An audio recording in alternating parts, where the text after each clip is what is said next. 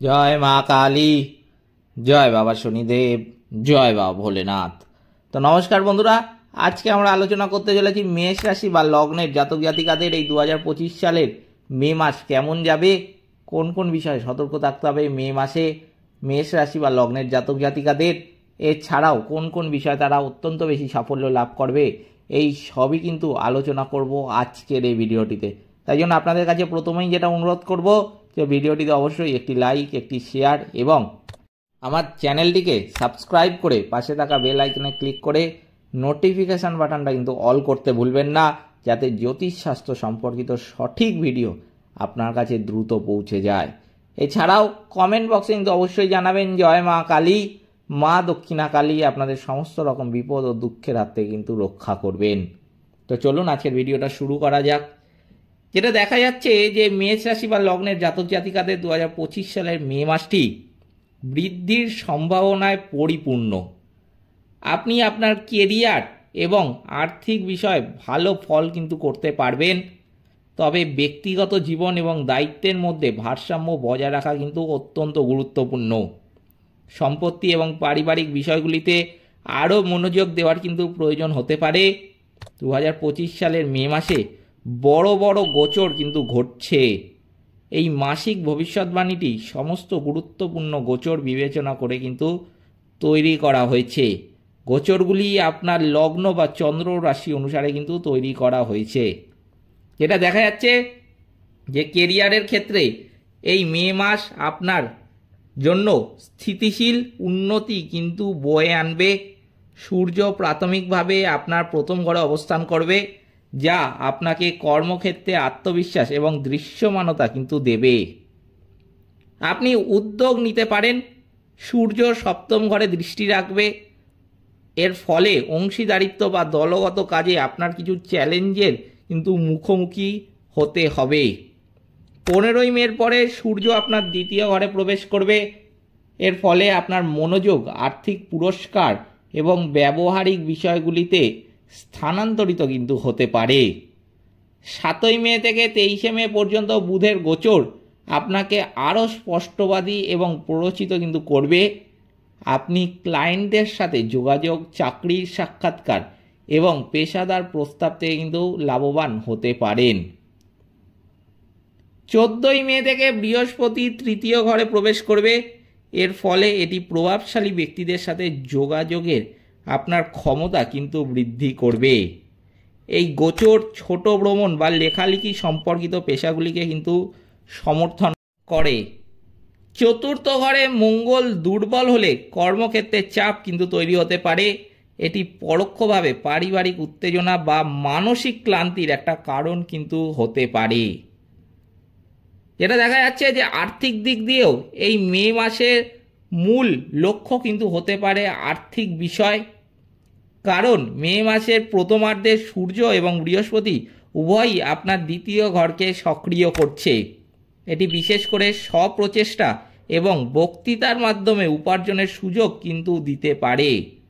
বুধ 23শে মের মধ্যে এই ঘরে যোগ দেবে, এর ফলে এটি আপনার আর্থিক পরিকল্পনা এবং আলোচনাকে আরও কিন্তু উন্নত করতে পারে। দ্বাদশ ঘরে শুক্র বিলাসিতা, ভ্রমণ বা আধ্যাত্মিক সাধনায় ব্যয় কিন্তু বৃদ্ধি করতে পারে। বৃহস্পতির তৃতীয় ঘরে প্রবেশ ভাই বোন, প্রতিবেশী এবং স্বল্পমেয়াদী উদ্যোগ থেকে লাভ কিন্তু একটা বয়ে আনতে পারে। মাসের মাঝামাঝি সময়ে আপনার সতর্ক কিন্তু এই বিষয়ে থাকা উচিত। বৃহস্পতির গোচর কিছু অস্থায়ী অনিশ্চয়তা বা আর্থিক লাভের বিলম্বের কারণ কিন্তু হতে পারে। 18ই মে রাহু কেতুর গোচর আপনার দীর্ঘমেয়াদী আয়ের কৌশল কিন্তু একটা বয়ে আনবে। এটি আপনার মনোযোগ গোষ্ঠীগত মেলামেশা বা অনুমানমূলক উদ্যোগের দিকে কিন্তু আকর্ষণ করতে পারে। এরপরে যেটা স্বাস্থ্যের ক্ষেত্রে বলবো যে এই মে মাসে চতুর্থ ঘরে মঙ্গল দুর্বল হওয়ার কারণে স্বাস্থ্যের দিকে মনোযোগ দেওয়া কিন্তু অত্যন্ত প্রয়োজন। এটি মানসিক চাপ, ঘুমের ব্যাঘাত অথবা বুক এবং পেট সম্পর্কিত উদ্বেগ হিসাবে প্রকাশ কিন্তু পেতে পারে। আপনি বাড়িতে আরও বিরক্ত বা অস্থির বোধ কিন্তু এই সময় করবেন। শনি, শুক্র এবং রাহু দ্বাদশ ঘরে গমন করলে ঘুমের ধরনে প্রভাব কিন্তু পড়বে। এর ফলে অতিরিক্ত অস্বাস্থ্যকর অভ্যাস কিন্তু গড়ে উঠতে পারে। মে মাসের মাঝামাঝি থেকে কেতু পঞ্চম ঘরে গমন করবে। এর ফলেও মনোযোগ কমে যেতে পারে অথবা মানসিক অস্থিরতা তৈরি হতে পারে। আপনাকে ধ্যান বা শারীরিক ব্যায়ামের সাথে একটি রুটিন বজায় রাখার পরামর্শ কিন্তু দেওয়া হচ্ছে। 7ই মে থেকে 23শে মে পর্যন্ত বুধ আপনার রাশি থেকে গমন করবে। এটি আপনার মানসিক স্বচ্ছতা এবং সিদ্ধান্ত গ্রহণের ক্ষমতা কিন্তু উন্নত করবে। পারিবারিক ক্ষেত্রেও কিন্তু যেটা দেখা যাচ্ছে যে পারিবারিক বিষয়গুলি চ্যালেঞ্জিং কিন্তু হতে পারে। চতুর্থ ঘরে মঙ্গল দুর্বল হলে পরিবারে বিবাদ, উত্তেজনা বা মানসিক দূরত্ব কিন্তু তৈরি হতে পারে। সম্পত্তি সংক্রান্ত বিষয় বা পরিবারের কোনো সদস্যের স্বাস্থ্যের কারণে ঘর্ষণ কিন্তু হতে পারে। দ্বাদশ ঘরে শনি এবং রাহু দায়িত্ব বা কাজের চাপের কারণে পরিবারের থেকে বিচ্ছিন্নতার ইঙ্গিত কিন্তু একটা দিচ্ছে। তবে এখানে শুক্র স্নেহ এবং যত্নের মুহূর্তগুলিকে কিন্তু নির্দেশও করছে, বিশেষ করে যদি আপনি প্রিয়জনের জন্য ত্যাগ স্বীকার করেন তবেই। 18ই মের পরে রাহু একাদশ ঘরে গমন করবে। এর ফলে সামাজিক সংযোগ অগ্রাধিকার কিন্তু পেতে পারেন। যোগাযোগ খোলা এবং ধৈর্যশীল রাখলে ধীরে ধীরে কিন্তু এই সময় সম্প্রীতির উন্নতি হবে। এরপর শিক্ষাক্ষেত্রেও কিন্তু আমি বলবো যে যেটা দেখা যাচ্ছে যে এই মে মাসে শিক্ষার্থীরা মিশ্র ফলাফলের সম্মুখীন কিন্তু হবেন।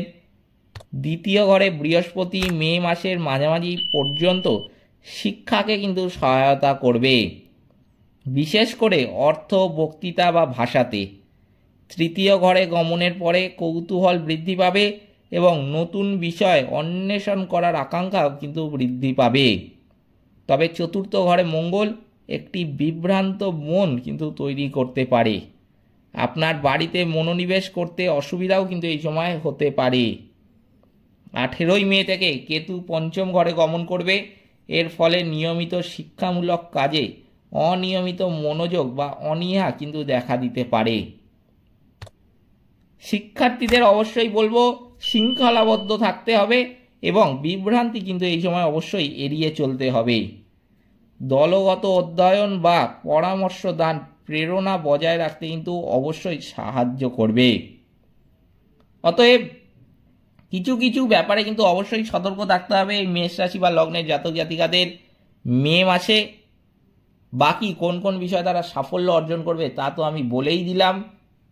এই ছিল আজকের ভিডিওটিতে অবশ্যই একটি লাইক, একটি শেয়ার এবং আমার চ্যানেলটিকে সাবস্ক্রাইব করে পাশে থাকা বেল আইকনে কিন্তু ক্লিক করতে ভুলবেন না, যাতে জ্যোতিষশাস্ত্র সম্পর্কিত সঠিক ভিডিও আপনার কাছে দ্রুত পৌঁছে যায়। এবং কমেন্ট বক্সে কিন্তু অবশ্যই জানাবেন জয় মা কালী, মা দক্ষিণা কালী আপনাদের সমস্ত রকম বিপদ ও দুঃখের হাত থেকে কিন্তু রক্ষা করবেন। সকলে ভালো থাকবেন, সুস্থ থাকবেন। নমস্কার।